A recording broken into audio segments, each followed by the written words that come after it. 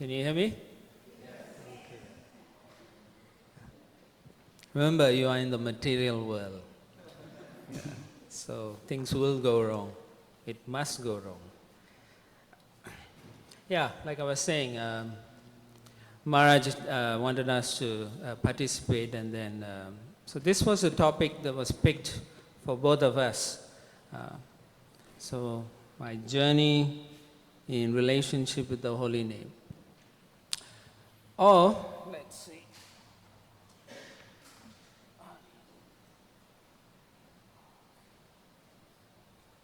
Okay.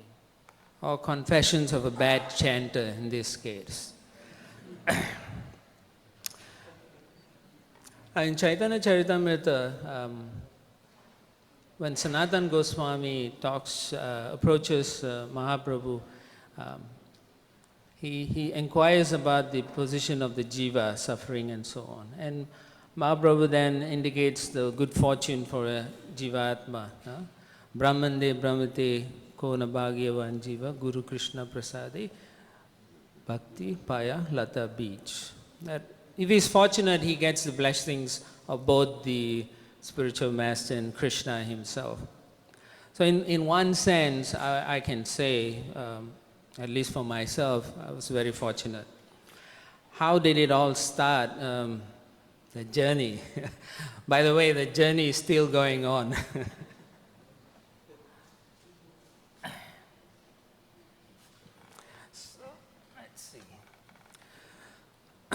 So when I was young, in the 70s, my cousins used to come over and they like to play all kinds of records. So Beatles, Simon and Garfunkel, all kinds of things. So I believe I have heard My Sweet Lord during those times. And the other one was this famous Indian movie, Bollywood movie, Hare Rama, Hare Krishna, I believe. So I wasn't into all those things, but I hear, my uncles and aunties talking about those movies. And in college, yes, in parties and so on, they play George Harrison's My Sweet Lord. So I've heard of that. And in my college, the Hare Krishnas used to come there.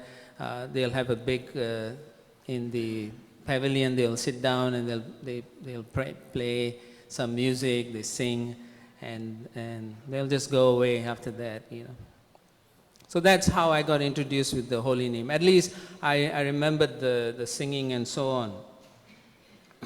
But chanting, particularly on Japa, was much later.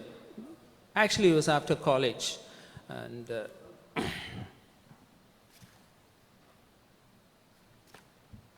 that was in 1984. So I was given a beat back and I said, you can chant? I said, I can try. And so they said, chant 4 rounds. And I said, all right, I'll chant 4 rounds. So I chanted. After one day, I think, or maybe it was 2 days. So the same devotee came and said, did you chant 4 rounds? I said, yes, I did. So he said, if you can chant 4 rounds, you can chant 16 rounds. And I was thinking about it, and I said, I can't defeat that logic, So I said, all right, I'll do it. And since then, I've been chanting 16 rounds, minimum at least, yeah. So that's it. No, we will continue.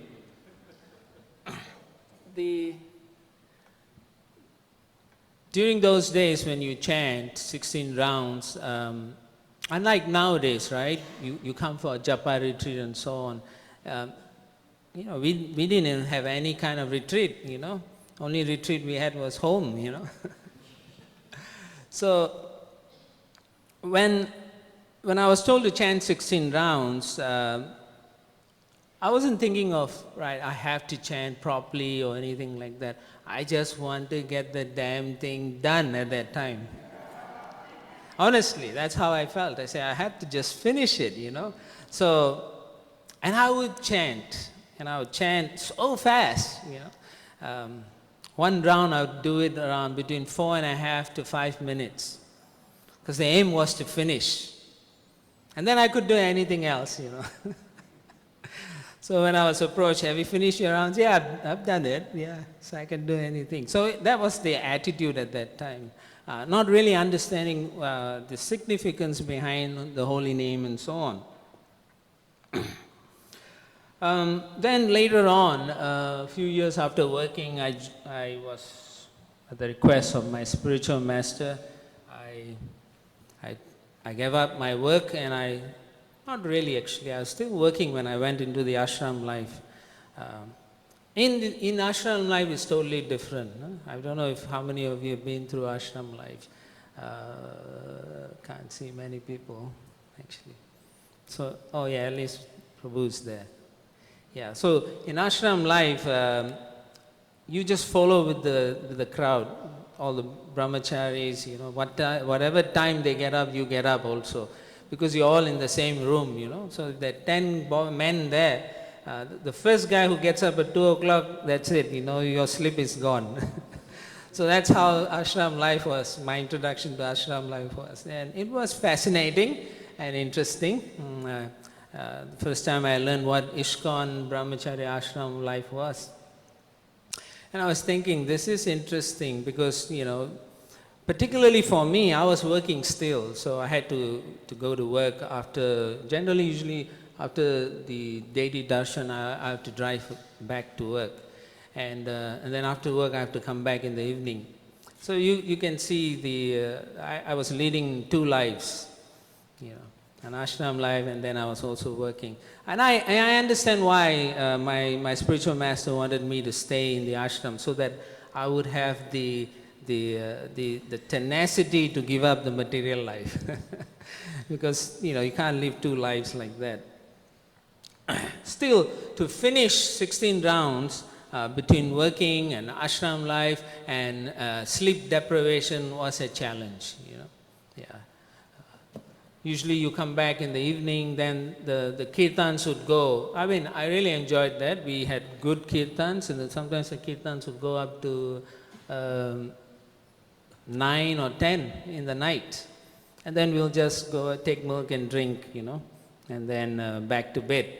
But then again the cycle starts. Next morning, whoever gets up first, everybody has to get up like that. So that was ashram life. One other thing is background music. Do you know what background music is? What is background music? There's some music going on while you are doing something, right? Or engaged. So that's how my chanting was. My chanting became the background music to my mind's chatter. So the mind was telling me everything, and I was just, you know, chanting, but I wasn't focused enough. But this took on maybe a couple of years. Then after that, with the encouragement of my spiritual master, I gave up my work life, and I went traveling with my spiritual master. So during my stay with him, he introduced me to different ways of chanting. As I pointed out, some pictures of deities, of acharyas. He said you could chant, you could look at them, that way your mind doesn't wander. That was one of the things he said. And he said you could also read a Krishna book, and then every time your mind wants to run, you stop, you read. So you can at least at all times focus on Krishna. That was his intention. And he also encouraged me to chant in front of Tulsi Maharani. He would do all of this thing actually in his own room. And this helped. And I think he also told my other God siblings as well how to chant as well. Not only this, one of the nicest things that he would do was he would also ask me to sit with him whilst he was chanting. It was intense, but it was good, because there was a lot of purification. You don't feel it sometimes, but it's happening. Yeah? After a while, you tend to see things differently, or at least I felt that my taste for chanting increased albeit by a little bit, And with traveling with him also gave me the opportunity to be with senior association, personalities that you could never get close to. But with him, they were there, so you could be with them, you could hear them, you could hear their chanting as well, and there was a lot of purification like that. And I would encourage all of you here for this retreat to also, use these opportunities. Like in Mangalarti, you can sit with Badahari Prabhu, try to inch closer to him, or to Mother Kosha Rupa for the ladies. And our very own Vatsal Prabhu is always here. And if Radha Swami is around when he gives us his association, stick around them, and when you hear them chant, it really helps. It purifies us. And the appreciation for the holy name again increases a little bit more, like that. So I was very fortunate in that sense. And as I say here, deliberate desire to chant properly. That impetus to want to chant, purely took place in this kind of association. I do not think it would have happened otherwise, or it may have taken a much longer time. Because the chanting works, but it depends on how we use it. It's like in the 6th canto where Parikshit Maharaj says how when you take bath, when an elephant takes bath, and then when it comes out, it puts a lot of mud over itself. So in the same way, when we are chanting on our own without proper association, we may be contaminating ourselves off and on. So in wanting to chant deliberately, I wanted to make sure that I could still finish my rounds. So then the quick and slow chanting came into place. So I would want to chant quickly so that I can get things done. But in chanting quickly, I found that sometimes I'll be twirling and squeezing the beads too much. I don't know how you guys are doing it, but these are reflections. So I don't do this anymore because I made sure that when I chant, I hold my beads, and when I finish one complete round, then I move on to the next bead. Over the years, once you practice it nicely, it won't, you won't go backwards. You will make the advancement in that say. So I found twirling, I see a lot of times, you twirl, and then after a while, the beads fly off your hand. It's so surcharged with energy, the beads wants to go somewhere else. Okay. So that was one of the problems I figured out. And then, like I said, you lose grip of the beads. Or when you chant too slowly, what happens is you become lazy. And then there's no real deliberation to want to chant, So oftentimes, sometimes I notice nowadays with younger devotees, when they chant slowly, you can see they zone off into a different transcendental arena, And we try to help them come back to the reality, It's a different kind of reality sometimes we go into. Then moving on, in the early days, one of the good things was we were told you have to sit properly, lotus position. So yes, I used to do that, sit for 2 hours, breeze through my chanting, and that was good. But as I grew older, as you can see, we are sitting on chairs, my knees gave way. My nephews still work, but the knees gave way. Anyway. Now there are difficulties in chanting also. We only see one aspect of it, but at the same time, there are difficulties, and some of the difficulties are things like disturbs our mind. Just like when I was asked to present this, so generally in the morning you want to focus on your chanting. So because I have to present, it keeps pushing my chanting, the mind keeps pushing, saying, hey, you got to do this, you got to do that, you know. So it keeps disturbing the mind. It could be a good thing, it could be a bad thing, but it still disturbs the mind from focusing on chanting. So one of the key things is to chant nicely, you got to make sure you are at peace. Now, if there's something that is disturbing you, whether it's good or bad, take time off and get it done. If you feel sleepy, then you go and sleep it off. All right? Don't force yourself, try to chant. But if you feel sleepy sitting down, then you walk and chant. So that's what I do, generally. But of course, I can chant sitting on a chair.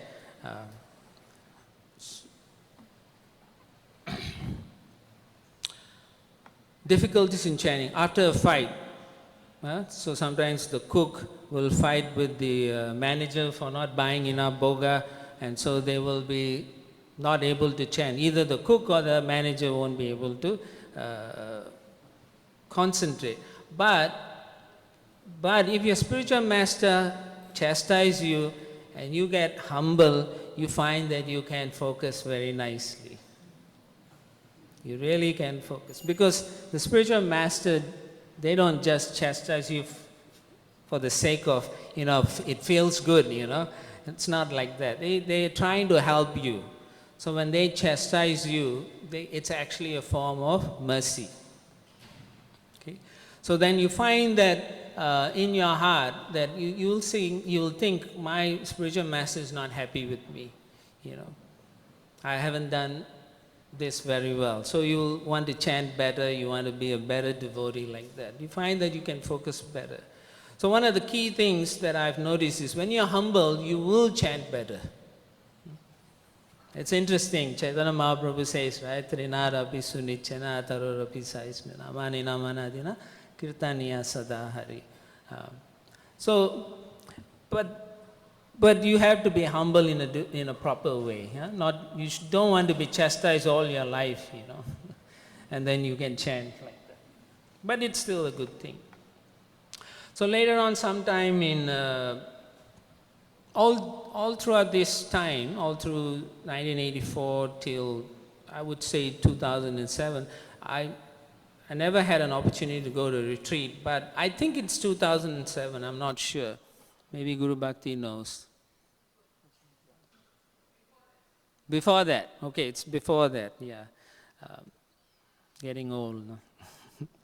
So we went to the Japa retreat. It was an eye opener because there was a lot of things that I learned from this Japa retreat. Some of which were things like,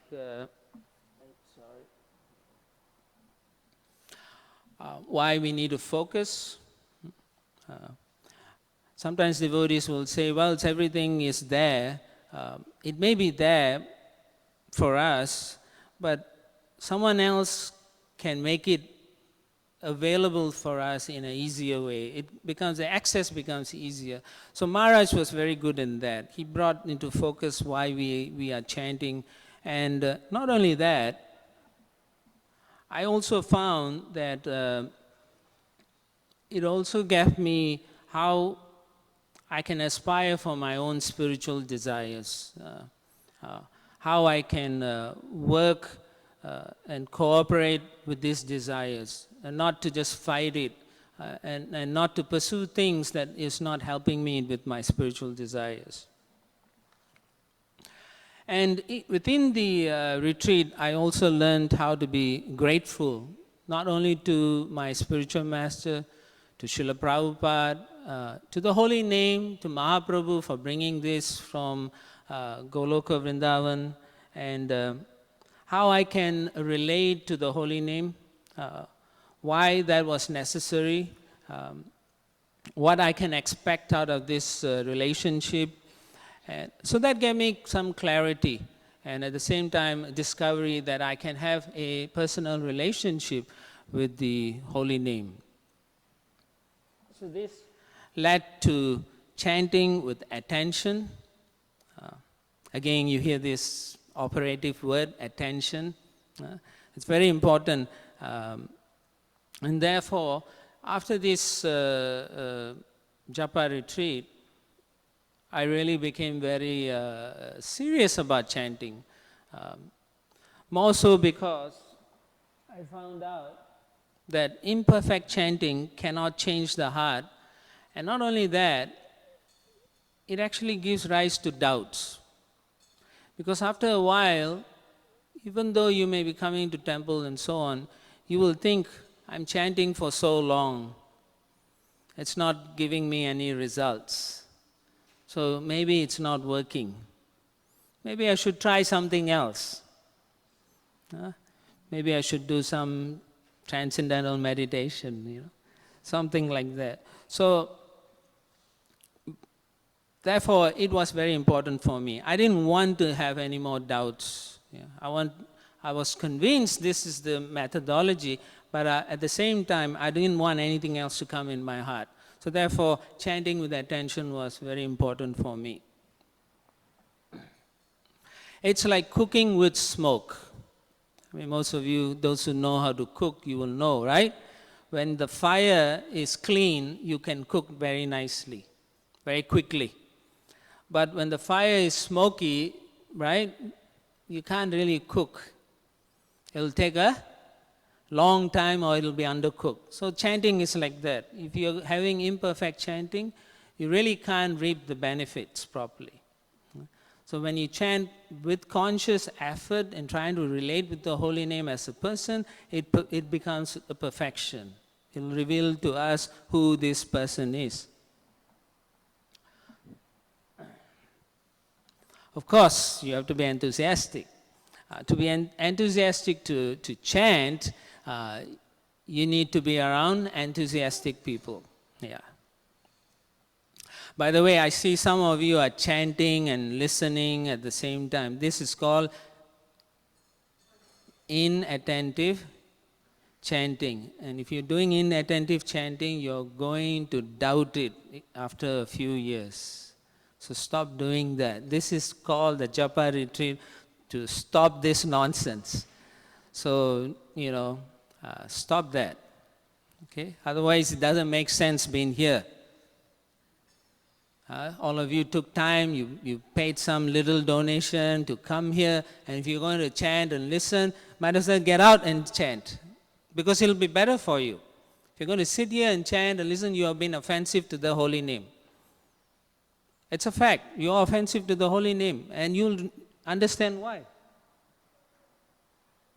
Because you're not trying to keep the name present in your heart. You are thinking of something else. And who's this holy name? In the Brihad Naradiya Purana, it is said, you all know this, Hare Nama, Hare Nama, Hare Nama Vai Kevalam, Kalo Nasteva Nasteva Nasti, Eva Gatiranyata. I really like this verse because it says in this age of Kali, there's no other means, no other means, no other means. 3 times it says no other means for self-realization than chanting the holy name, chanting the holy name, chanting the holy name of Lord Hari. Because of our Kali Yuga intelligence and mentality, it has to say 3 times. Even after saying 3 times, we still do the same mistakes. What I like about this mantra verse, it says, no other means. There's no other means to get perfection. Do you understand what it means? It means there's no other way except chanting the holy name. You have to chant the holy name and you have to do it properly. And that's why I like it so much. So, in my own life, because of verses like that, the attentiveness took on a new meaning for me. It revealed to me there's a measure of completeness. Now, we hear the word Sankirtan. Sankirtan means complete. If you want to be complete in chanting, the relationship with Krishna must be there. Otherwise, your chanting is not complete. It is incomplete chanting. So then, this realization also took place. Holy name wasn't a technique. So you're not coming here to learn some techniques. Maybe there is. To build that efficiency in chanting, you may need some techniques. But the holy name isn't a technique. Okay? It's not a tool. It's not even a powerful sound. The holy name is, it was Krishna himself. Now in the beginning when we join, we take this as a fact, and then we say Krishna is a person, that's it, we don't really relate to that so much. But over the years, Krishna is becoming real, at least to me. And so there's a change of heart. There's a change of heart. The way now you see the holy name, the way you approach the holy name is also different. Because, again, let me tell you why. Because the revelation that this is a person and there must be a personal interaction made more sense to me. This is a person, right? For example, if you chant, like Madhavacharan is there, and I say, Madhavacharan, come here, and then Madhavacharan comes close to me. Then when he comes close to me, if I do something else, how does he feel?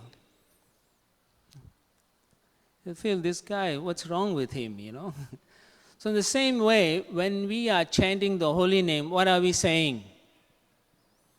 Oh Lord, oh energy of the Lord, I want to do eternal service to you. We are like, so really into it, we chant like that. That's the intention behind it, to chant, right? But then when we don't do that properly, then we are saying, I'm not interested in you. So that's how the change of heart took place for me. It has to be a calling out. And Prabhupada says it should be like a child crying out for its mother. A genuine feeling in the heart. That change in heart must take place for all of us. Otherwise, so I want to do that. So this is part of my journey here. I also realize this is directly speaking to Krishna when we chant. We are telling Krishna, I want to have a relationship with you. And Krishna is a sound incarnate, meaning he comes as soon as you chant, he is next to your ears. He's not going to take a special avatar to stand in front of you, or all of us. He's there already as soon as you chant. And therefore, the relationship has to be very absorbing with Krishna. If we don't do this, we are actually hurting Krishna, because we have a unique relationship with Krishna. Each and every one of us have a very unique relationship with Krishna. And you cannot, by not going to him and not having that relationship, you are hurting Krishna. And Krishna wants us to be with him. In the Padma Purana, it's a famous verse, Nama Chintamani Krishna Chaitanya Rasa Vigraha Purna Shuddha Nitya Mugdha Bhinnatvam Nama Namina. This particular verse tells us that the holy name is as good as Krishna. It says the holy name is Krishna himself. You can look it up. I'm going to go quickly now. Part of the problems in our chanting, the inattentiveness, there's 3 types. Let me go quickly. One of them is indifference, lack of attraction, or there's no fixed resolve in sadhana. That I want to do this properly, I want to chant nicely. We don't have that, and therefore we get into this indifference. Okay, 16 rounds, I'll chant, I'll do it. The remedy for that is you chant in the association of devotees, or near Tulsi Maharani, or in a holy day, dham like the temple. Or any place that is disturbance free. Another way you can chant is, anyway, we'll go later on. The other inattentiveness is laziness or drowsiness. So you see sometimes devotees chant and they fall asleep. Okay? Or they want to take frequent rests. Okay, how to get rid of that? Becoming enthusiastic in the association of Vaishnavas and observing them, not wasting their time. So when you're next time you see a very advanced devotee, you see how much they don't waste their time. Then keep that in your mind and see how they are absorbed in their own chanting as well. And then the last one is distraction. Bhaktivinoda Thakur gives a few things. Tendency to think about the opposite sex, wealth, how to make money, material success, my position, cheating for all personal gain. All these will be obstacles in your chanting. How to overcome that? Follow proper Vaishnava behavior, observing Ekadasi enthusiastically, right? For us, Ekadasi means feasting. Yeah. But actually, you should observe Ekadasi. Give up something. You have to give up something during Ekadasi. Eat less, chant more, read more. Again, make sure your sadhana is very good in the association of devotees. Otherwise, if you don't do that and you pretend to chant or you're not interested in chanting, Krishna can feel all of these things. He'll feel you're indifferent towards him. He'll think you're not interested in him. And that when you call out to him, you really don't want him. You want something else, some material things and so on. So inattention is a lack of interest or negligence on our part. That means the sadhana is not really there. You don't understand what sadhana means. You don't want to actually build that bridge to Krishna. Rather you think you deserve Krishna, right? Oh, I'm in Hare Krishna movement. I've been initiated. Now I'm sure to go back to Godhead, man. Why? Because I got the mercy of Srila Prabhupada. Yeah, maybe in a few million lifetimes like that. Yeah. Action is needed. Chant more. Yeah. So if you don't want to reciprocate with Krishna, then you will reciprocate with who? Material energy, Maya, and that will give rise to further anarthas. Mahaprabhu has already made the first move 500 years ago and all the way now through Srila Prabhupada and his devotees and disciples. Now it's our turn. We have to reciprocate with Krishna. Okay, we can't just keep putting the blame on others. One of the things that I came across and is very, very nice is that it is difficult to avoid the 10 offenses, but easier to focus on the root of the other offenses, right?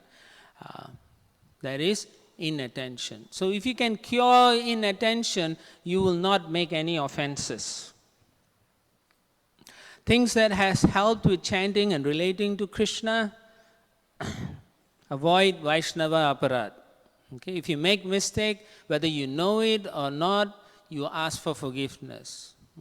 If you feel you have made mistake, you go and ask for forgiveness. If you think you may have made mistakes, you go and ask for forgiveness. If you are not sure you have made any offenses, you go and ask for forgiveness. I'll tell you, personally, I have. Even sometimes if someone tells me, that Prabhu or that Mataji feels that, that you said something that hurt them, just go and ask for forgiveness, Even sometimes you feel you said something about someone to someone else and your heart is not satisfied and you feel it is not right, you go and tell them, I said something foolishly, I want to ask for your forgiveness. Yeah. And I can tell you, you'll feel that a weight off your shoulder. And then your chanting is so much nicer. So please, don't make offenses.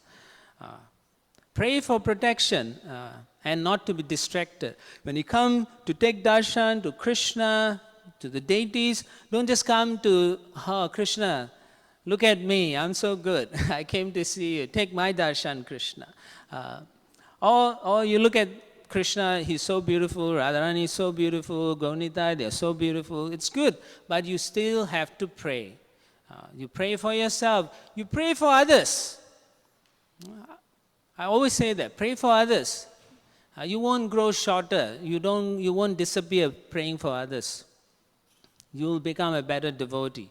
So pray for protection from making mistakes, committing aparadhs, and pray not to be distracted when you're chanting. So before you chant during Mangalarati, the first time you chant, say, Krishna, please chant. And then once you finish the first round, then you know you have been distracted many times. So you say, Krishna, please, please, let me be focused like that.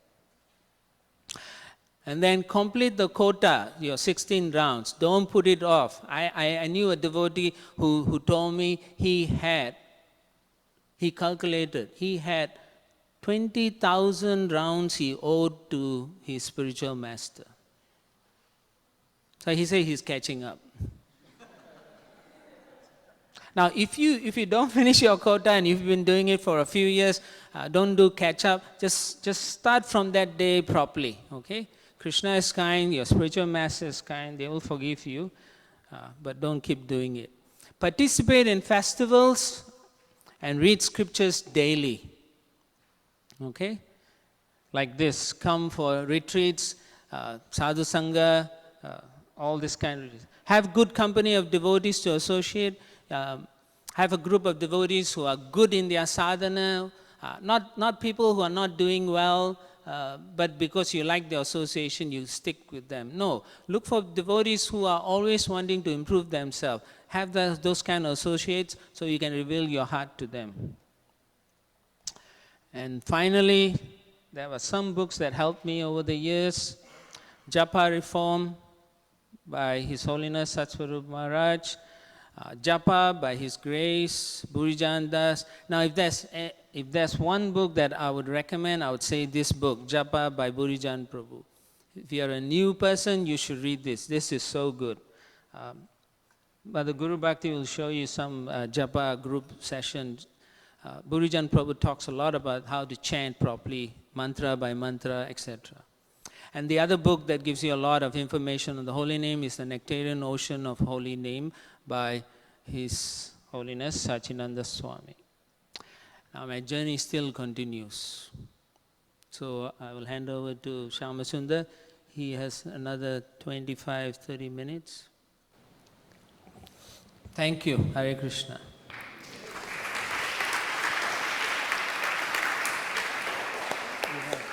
Yeah.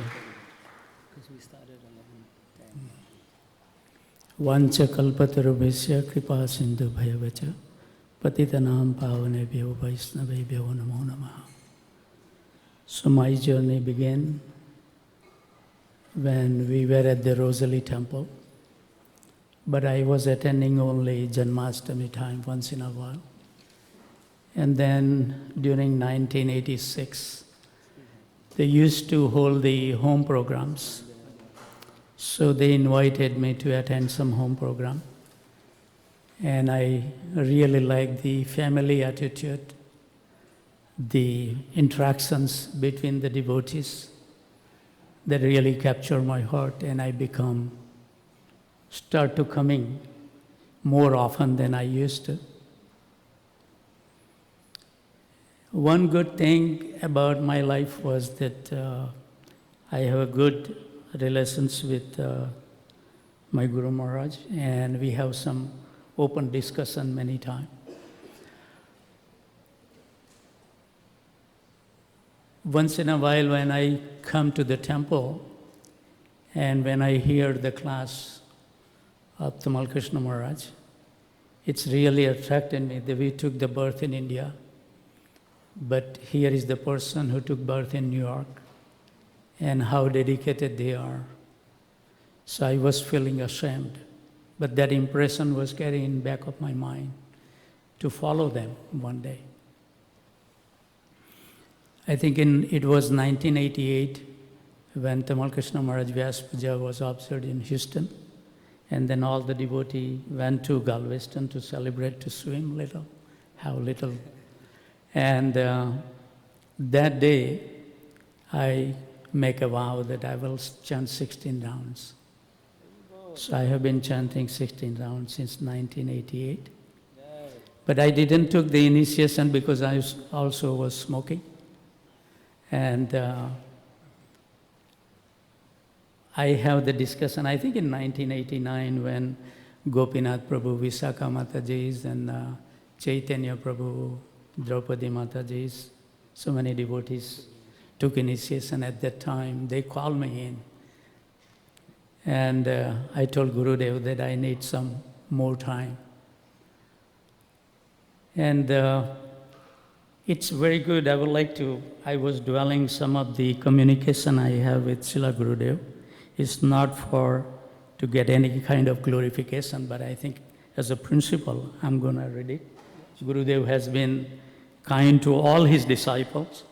But some of the things was that we were discussing while we were meeting that I want to be serious. I don't want to take initiation just for taking initiation. So Gurudev later on really wrote me one letter stating that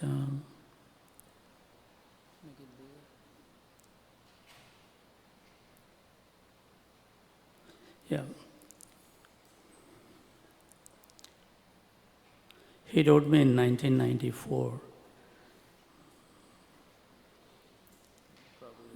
that your letter were written with great devotion and feeling, also with good realizations of the philosophy.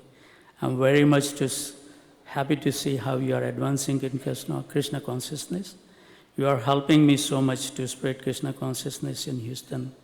I can simply pray to Sri Radhanila Madhava, Sri Gonita, Giriraj Govardhan, and they bless you with more and more transcendental life.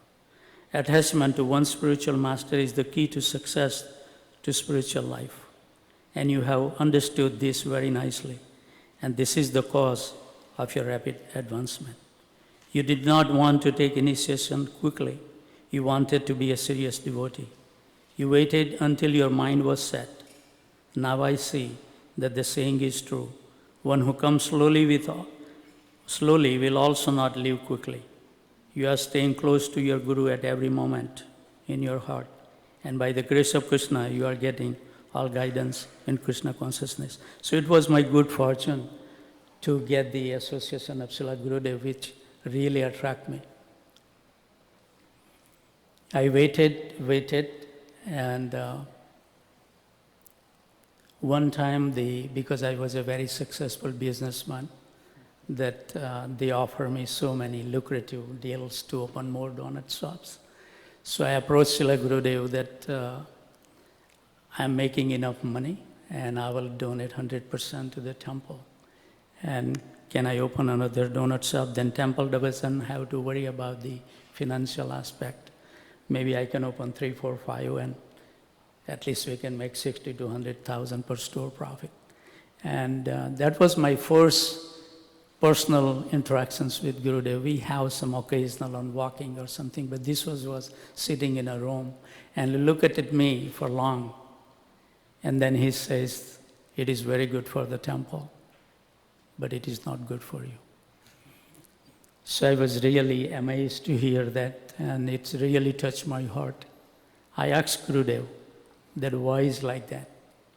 And Gurudev gave me the reasons that 7% get the same 15% sins who slaughter because we were selling the sandwiches at the Dunkin' Donut at that time. So when I went home, I told Shyamalavi that ideally, who can find a person who can be so well-wisher of our life? Otherwise, I know that if you go to any other temple and if you tell them that you are going to do some business and you will give all the income to temple, they will say, you are not doing for yourself, you are doing for the temple. But no, he stopped me. So I really feel very in debt to him for that advice, and it has drove my life like that. I went to Vrindavan, Gurudev called, and it was very nice to practically see Gurudev waking up at 1:30 in the morning. And I saw that the main goal is no matter Srila Gurudev was so much in a management, but he has the quality time for his chanting. So that was something I learned from him, that even despite so many things will happen during management of the temple, but you should never give up the chanting of the holy name very nicely. So it's always stick in my heart. Really, I was debating at the time that the reason I feel that we are not becoming serious, because we have very misdeed that we may have done in our previous life and this life. And also we perform so many activities which has no connection with Krishna. And it says in our scriptures that any activity that we perform has no real connection with Krishna, then we will be bound by the threefold miseries, Adhyatmika, Adhibhautik and Adhidevi. And when we are not connected with Krishna, then the life that we are living is described very nicely in Srimad Bhagavatam, Pa-Pha-Ba Bhama, that we work really hard that we get foamed from our mouth, and ultimately we get dissatisfied. And also, we are not happy with our life. Always we remain fearful, and ultimately we have to leave this world. But if we do one thing very nicely, is attach ourselves with Krishna, all the problems get resolved very quickly. We don't have to tackle separately each and every item. Just do one thing right. And Srila Prabhupada and our Guru Parampara is very merciful to us to show us the direct way. Rather than looking for so many things, in Agni Purana it says that no knowledge, no austerities, no any past activity, no meditations, no other anything can be beneficial than the holy name of the Lord.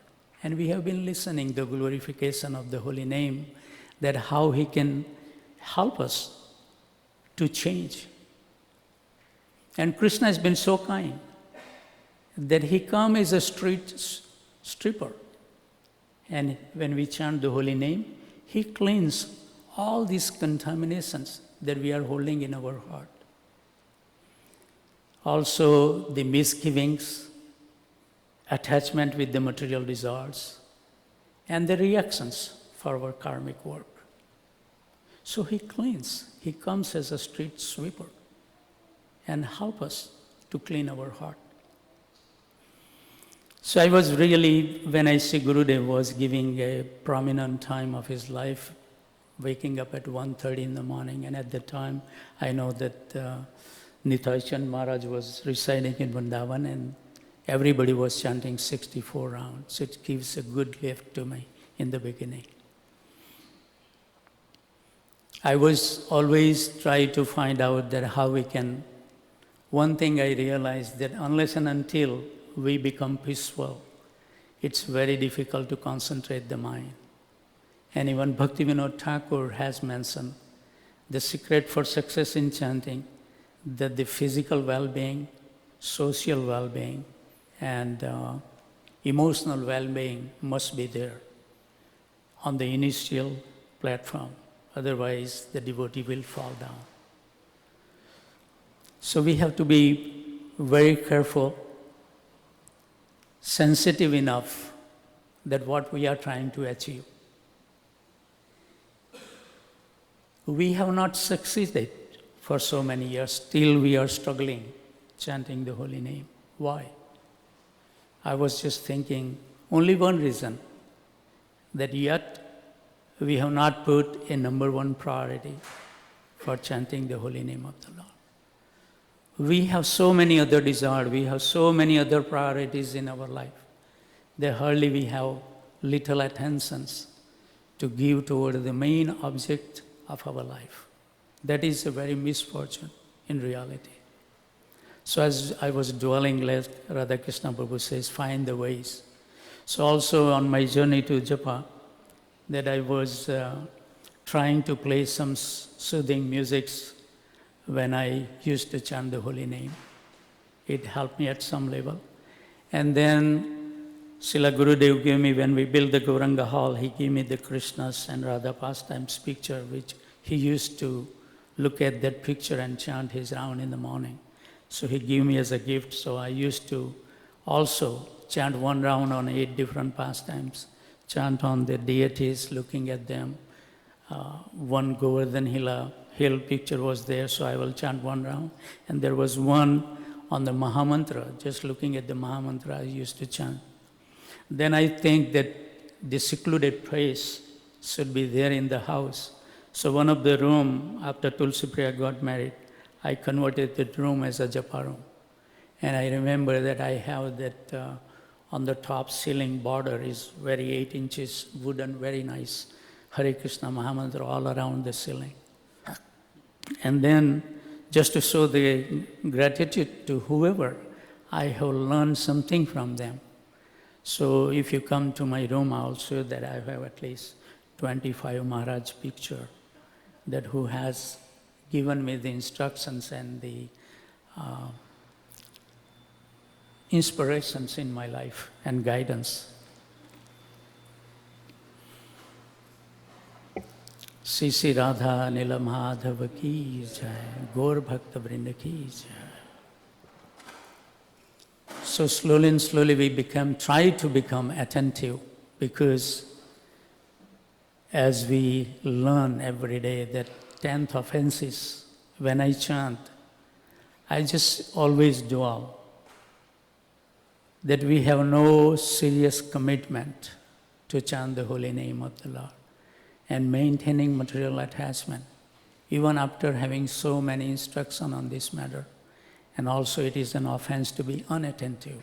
So those things always like a grassroots that we have to get rid of those things. So I highly recommend that it's not that you will just concentrate, find a secluded place and you will be able to chant attentively Hare Krishna Mahamantra. It's not like that. You have to prepare night before your consciousness. You have to exhibit the life like that you render devotional service quite a bit. Most of your time use of your mind and your physical limbs should be absorbed serving the Lord Krishna. Then and then everything will become easy. Otherwise it will remain very, very difficult. I was listening Srila Gurudev class that unless and until you surrender 100%, there is no hope to go back to Godhead. So I always felt that one thing we all can do is we are getting so many reactions, and those reactions is bringing all the miseries in our life. And the simple solution is they contribute the result of a few of our work, at least, for the good cause. If we cannot do that, the path is very, very difficult. Our mind always will be absorbed for our own sense gratifications, how I can enjoy more. So that has helped me. Then I created that secluded place. Even when I go in the room, I bow down and respect that room. And slowly, lately I have been practicing that just looking at the Mahamantra and not just close the eyes and meditate that mantra, that every how that each in Devanagari Mahamantra that I really attached to. So it has 4 lines and you just remember each syllabus exactly how it has been written and just read those syllabus. When you close your eyes, I have that, like I was telling Radha Krishna Prabhu, that it mentioned that distractions come. So when you chant the holy name, you should keep your eyes closed that you can only see the tip of the nose. But when I practice, a lot of the time, we go to sleep. You know, you hear that you are not chanting and suddenly you will start Hare Krishna, and you know that where we were. So it was really difficult, particularly if you have overworked day before. So we should have a good rest then and then we can have a concentration. So then when I start looking at it for many months, I just concentrate on the holy name just to impregnate in my heart and my vision, that Mahamantra. And when I close my eyes, I just see nothing but the Mahamantra. And then when you chant, now I close my eyes completely and I can sit and I can just, because we are chanting, our tongue is engaged, your hearing is engaged, you are hearing, you are chanting, your touching sense is engaged, and also you are attentive to those syllables very nicely. Just read. It has increased when I changed the process. I was chanting more round, it came down drastically because it was taking 11 minutes, 10 minutes. But with the practice, it has come to 9.5 minutes. But it has helped me quite a bit. So something that you should create a unique way. And it has helped me, like just before I go to sleep, I'm a very lucky person. I can go to sleep at any time of the day. If you tell me to take a nap, I can take nap in 2 minutes. So I'm very fortunate by that. So when I go to sleep, I just read the Mahamantra. And I don't think that I have to read more than 7 or 8 times before that I'm asleep. And when I wake up in the morning, I just start with looking at that Mahamantra and start repeating. And what I had helped me, that because before you go to the sleep, because you are concentrating on the holy name, our subtle mind also constantly thinking about the holy name. So when you wake up in the morning, it's easily available that you will see the Mahamantra very easily. One thing that I must say that I'm very grateful, I'm very in-depth to my Guru Maharaj to put me in the situation as a manager. Because one time I really wrote to Srila Gurudev about this, and his response was that I would quite agree with you that accepting the position of temple president has been very beneficial for your spiritual advancement.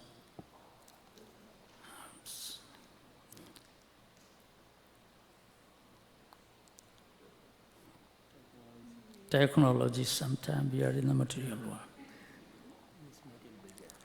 No, then I cannot read.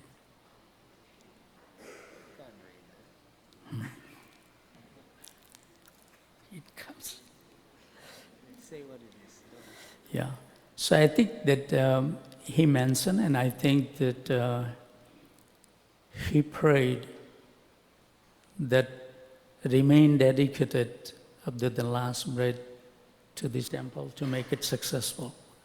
And on this later, Srila Gurudev has made that because you have so much sincere faith in me, I pray to Radha Madhava that you manage successfully and make that Houston Yatra very successful. So I was just dreaming that how this thing is happening, because I don't have no qualification. I don't have any capacity that what we say that happened with all the devotees. But it just by the mercy of the spiritual master, everything can become very easy. That's my realizations. That if we sincerely follow the instruction of our spiritual master, we can achieve everything. And only the means is to chant Hare Krishna Mahamantra. At the last, his desire was like this. So I would like to read.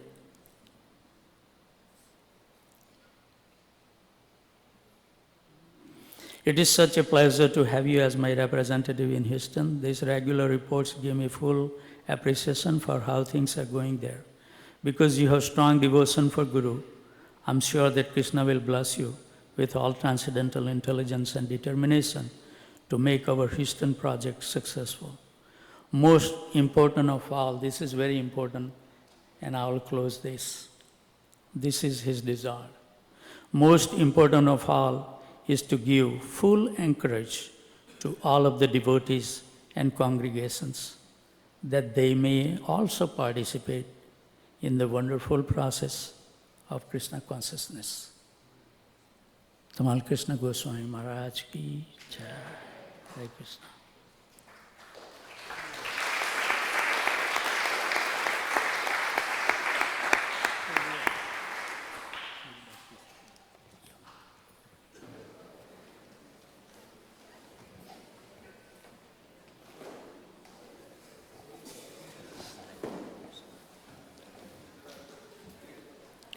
Thank you.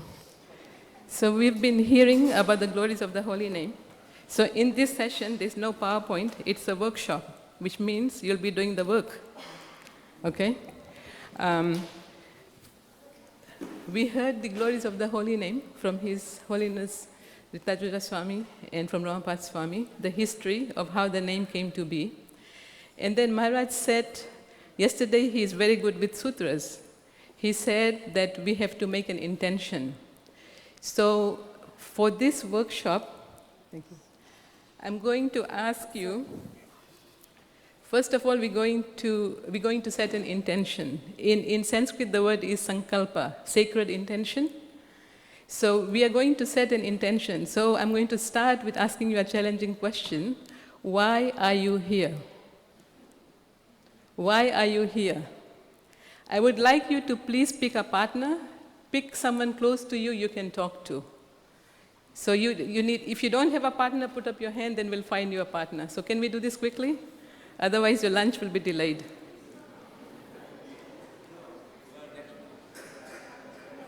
I'm sorry about the senior devotees, you don't have to participate.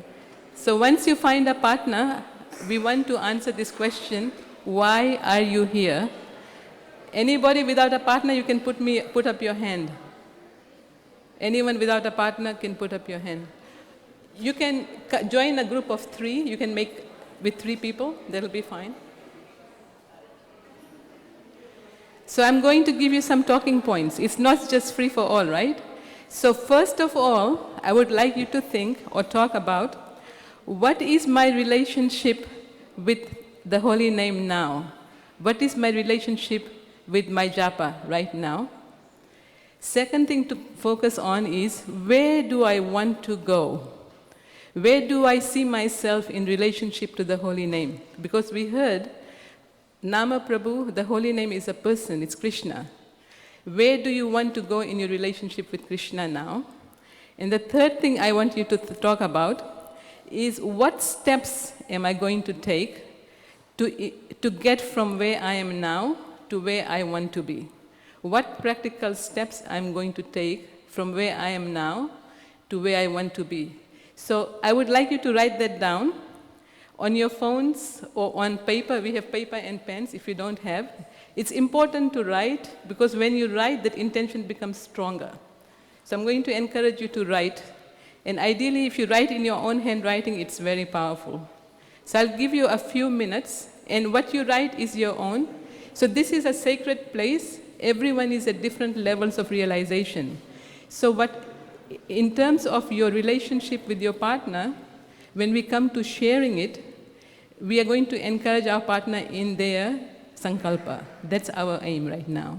We set your sankalpa, and with addressing these 3 things. Where am I now in relationship to the holy name? Where would I like to be in relationship to Nama Prabhu? And what steps am I going to take? You can start writing now. When you're done, you can put up your hand. There's paper there if someone doesn't have paper or if you don't have a phone.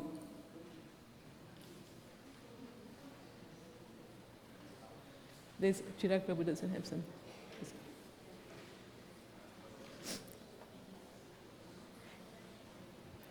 You can use your phones to write on too. Make it more useful tool. Prabhu, some people here. You can still start formalizing it.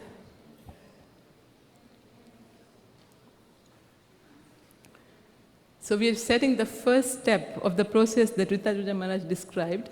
We are setting our intention.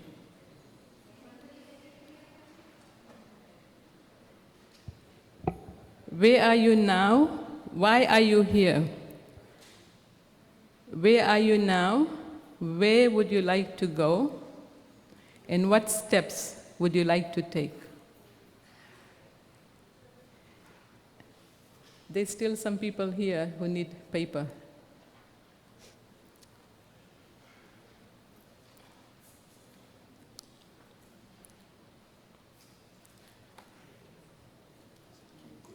Yeah, I have to do this.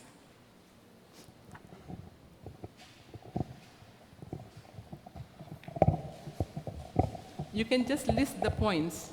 Where are you now? Where would you like to go? And what steps are you going to take in order to get there?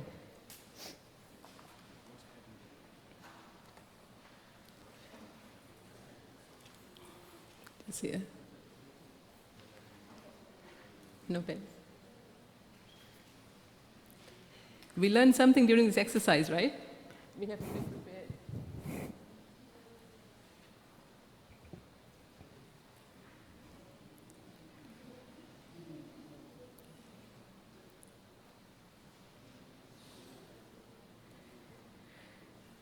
Where am I now? Where do I want to be in relationship with Krishna and the holy name? And what steps am I going to take to get there?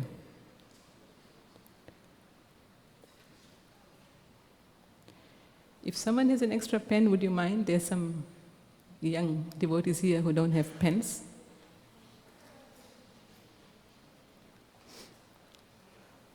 There's a pen there, there's some people offering pens if you would like. I'll give you a few more minutes to finish up. If you're not finished, you can just put up your hand.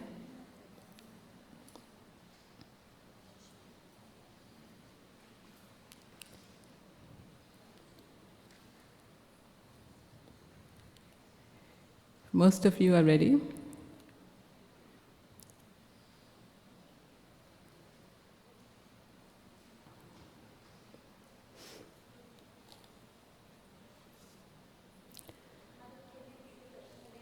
Where am I now in relationship to the holy name? Where is my current level of chanting? What is my relationship with the holy name? Is it like what Radha Krishna Prabhu said, is it mechanical? Like sabji without salt? Where would you like to be in relationship to the holy name? Where would you like to be, ideally, with your relationship to the holy name? And what steps will you take? What steps am I going to take? You just have to do one step. We don't have to do a whole bunch. What steps am I going to take in order to get from where I am now to where I want to be?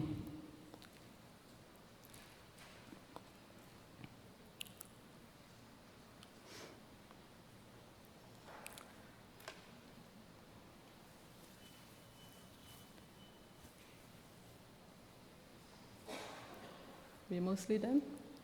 Okay, so now I would like you to turn to your partner and remember this is a space where it is safe. We're going to tell our partner these three things. Where are we now? Where do we want to go? And what steps we are going to do? And the partner's job is to encourage the heck out of you.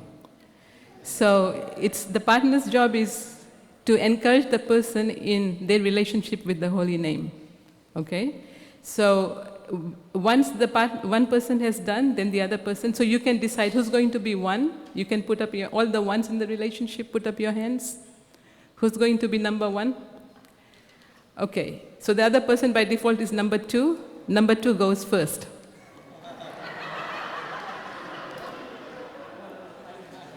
Number two speaks first.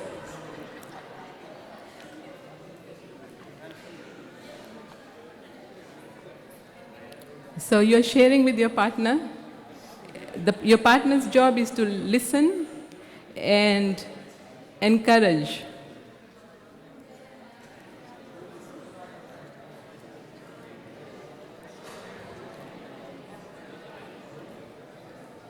And when you are done, when number two is done, number one will offer encouragement and then say their intention.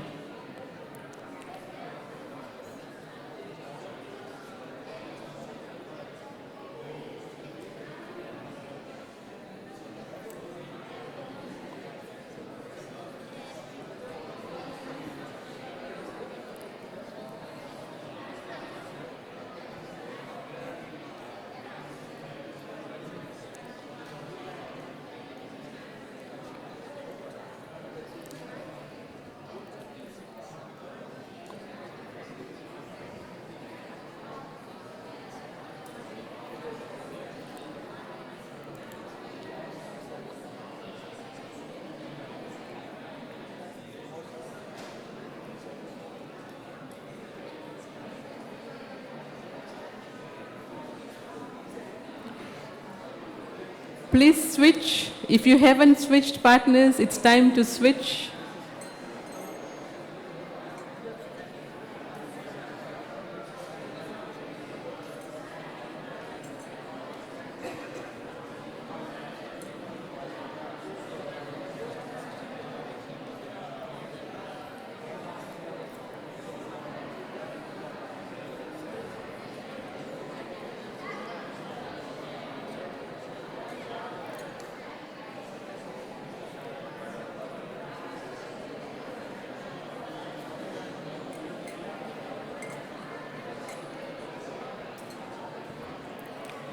Are we finishing up?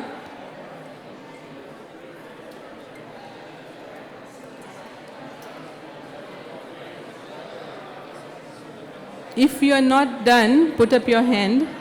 If you haven't had a chance, okay.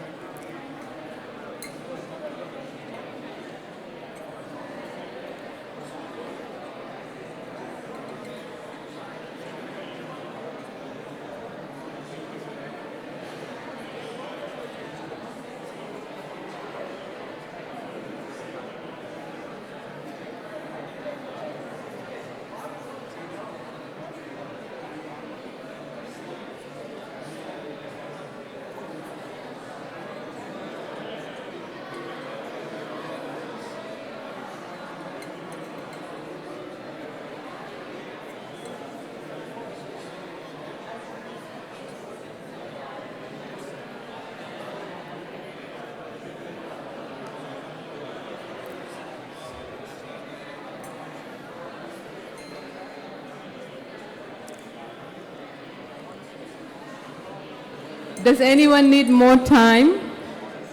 You need more time? Are we doing?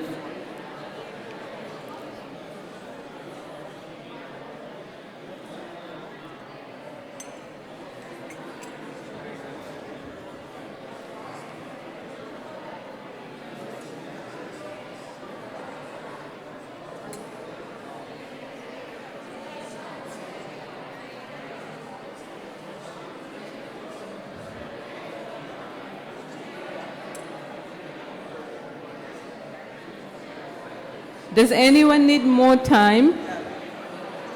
Okay, a few more minutes.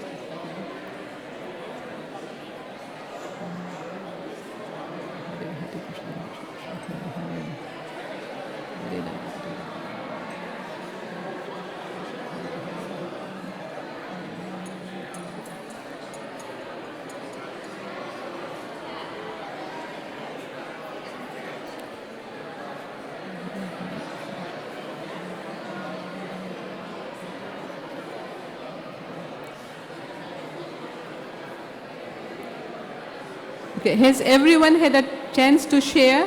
Anyone has not shared? Everyone has shared. Okay, so we can stop the encouraging now.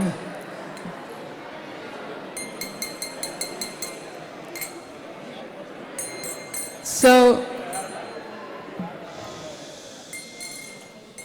since the deities are now closed and you have an intention, you've formed an intention helped by your partner, I would like you to now turn towards Srila Prabhupada and state your intention to him and ask for help. So that's the next step. We are asking for help from Srila Prabhupada that we may fulfill our intention.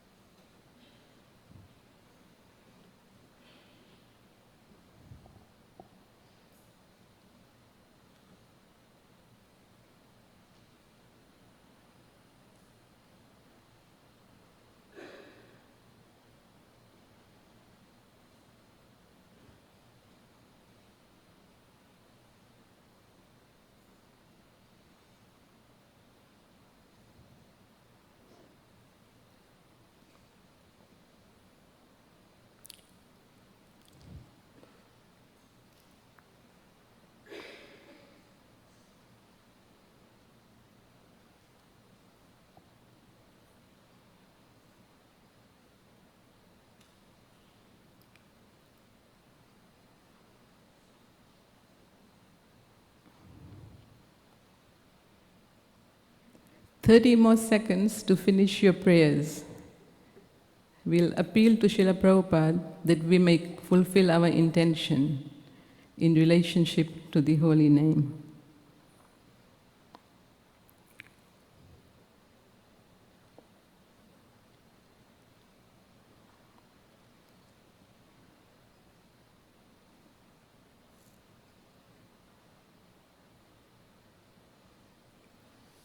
All right. Thank Srila Prabhupada for his time and turn around, and we'll go to the next step.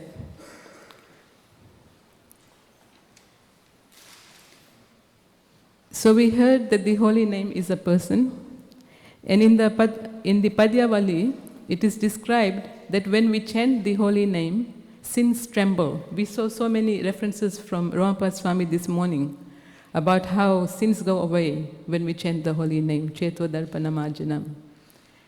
And all misgivings in the heart, they go away. And Chitragupta starts changing his writing from putting our name in the list of sinners to the names of those who are aspiring for Krishna. So all these things happen in the Padyavali, Rupa Goswami says. So once we set our intention, the next process is how do we get attention. So, and we are all very aware of the fickle mind. The mind, we heard so many instances from Radha Krishna Prabhu, how the mind is going everywhere when we start to chant. But there are some, he gave some techniques, but what we wanted to do is give you a very simple technique of how to bring attention to the holy name. So what we do is when we chant the holy name, we will do a group session. We want you to focus only on one thing, and that too also on just one mantra, which is Hare. So when you pick up your beads and you start to chant, I will prompt you to just listen to the first Hare. The most important thing in chanting is to hear the holy name. The holy name enters through our ears and goes through our heart, purifies our heart, and we speak out the Hare Krishna mantra. So what I would like you to do now is a way to control our attention is we will do a Japa session together. You can chant at your own space, but I would like you to just focus on listening to the first Hare, and you will be amazed what happens. So we will start chanting, and I will prompt you, and maybe I will distract you. Your job is to focus, listen to the first Hare. Okay? You can chant whatever rate you chant at, or whatever speed. So we can start now. Hare Krishna. Listen to the first Hare. Focus on that first Hare.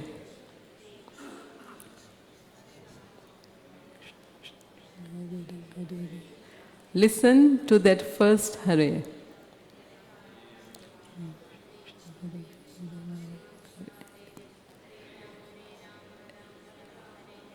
Listen to the first Hare.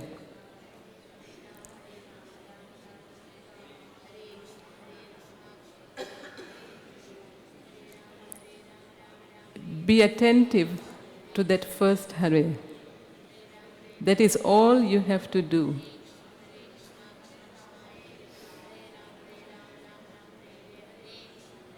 If you can listen to one mantra, you are very fortunate.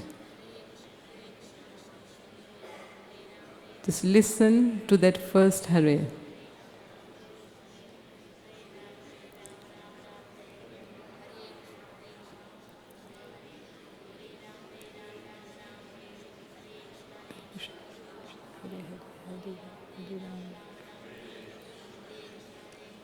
Listen to that first Hare.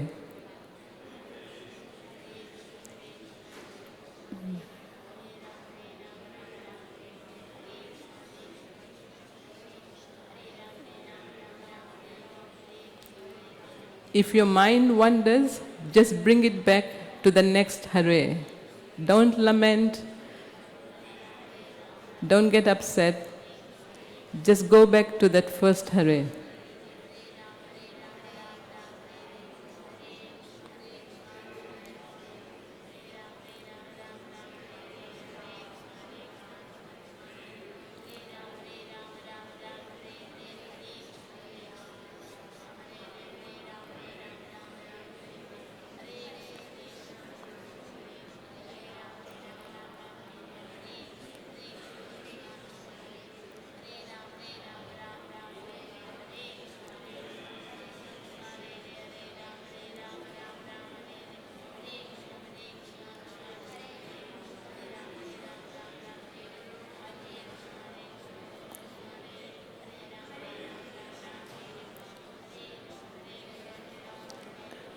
Just focus on that first Hare.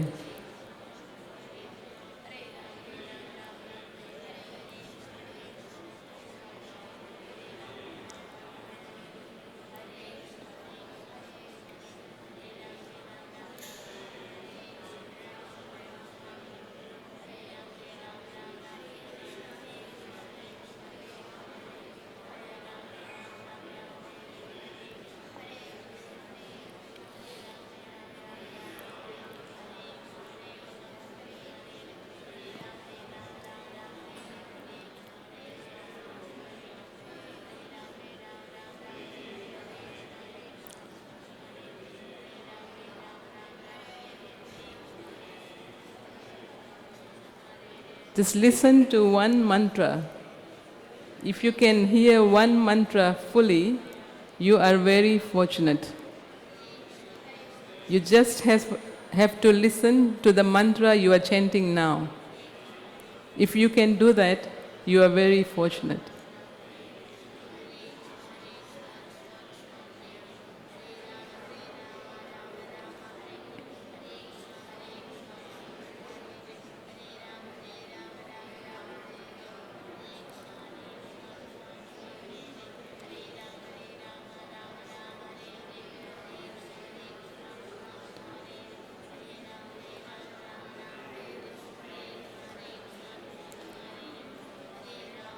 When your mind wanders, just go back to that first Hare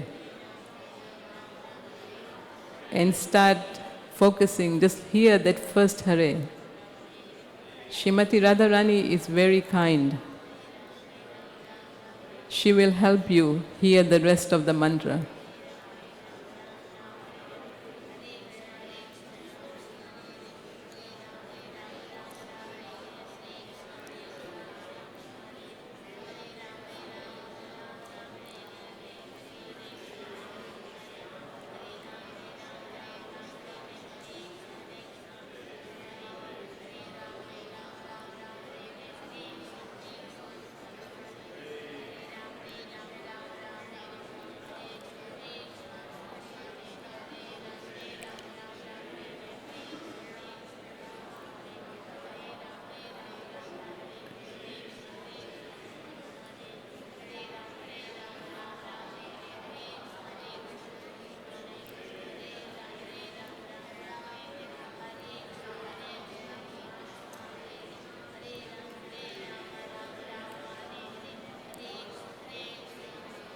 Focus on that first Hare.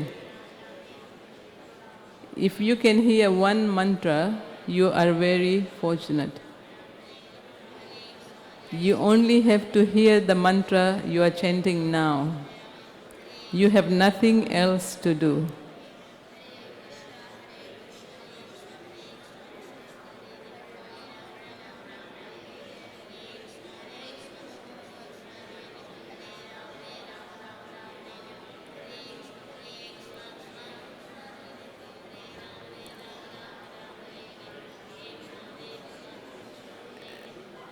Just listen to the first Hare, the mantra you are focusing on now. You have nothing else to do.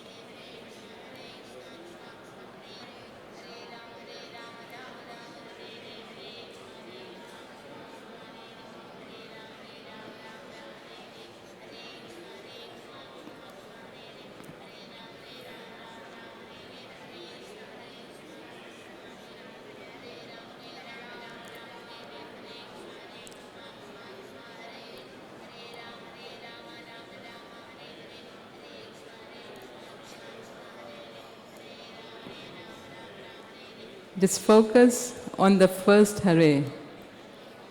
You have nothing else to do.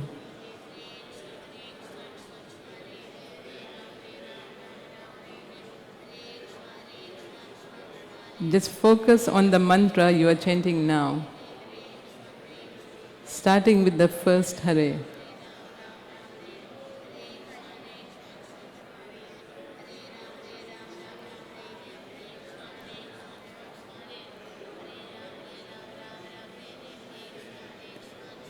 So we'll finishing up. You can continue the same technique. When you finish your round, you can look up, so I know that you are done. Keep focusing on the first Hare.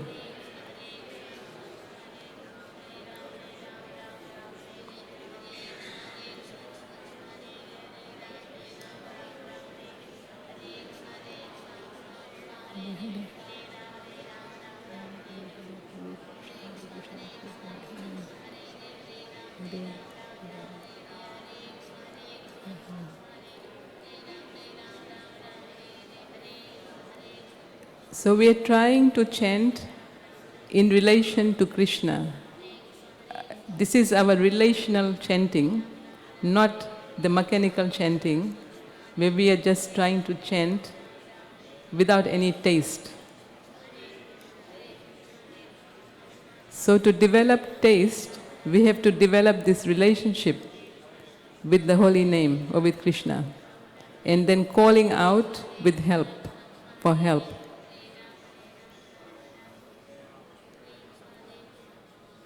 And this is our attitude. And as they say, our attitude of utter humility will determine our altitude.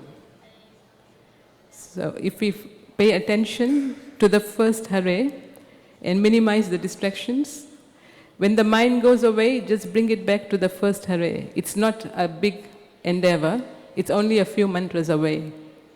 And in this way, we can focus our attention. And if we can remember to practice this technique, we didn't have time to do more, just one round. But if you keep practicing, then the retention will come. The practice will bring about the retention of the Lord's holy names. And hopefully, that will guide us to perfection. And in this way, we can realize this, our beautiful relationship with the holy name. Before we finish, I just wanted to give a quick overview about what we learned so far. Yesterday, Maharaj just they opened the retreat by describing the advent of the holy name, how the holy name enters, what are its attributes. And then today, yesterday, Ritajuja Maharaj also gave us a very nice sutra for our retreat, so we can put things in different buckets. And then this morning, Romapada Swami described the essence, the 7 essences of the holy name, of which he only covered 3. And then we had devotees describe their journey with the holy name. And we had very nice chanting about the attributes of the holy name with the different devotees who sang the holy name and also particularly glorified the holy name, particularly the Kevalastaka.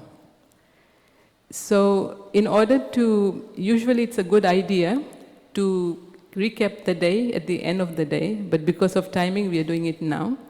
So tomorrow is the 64 rounds day and the preparation begins today.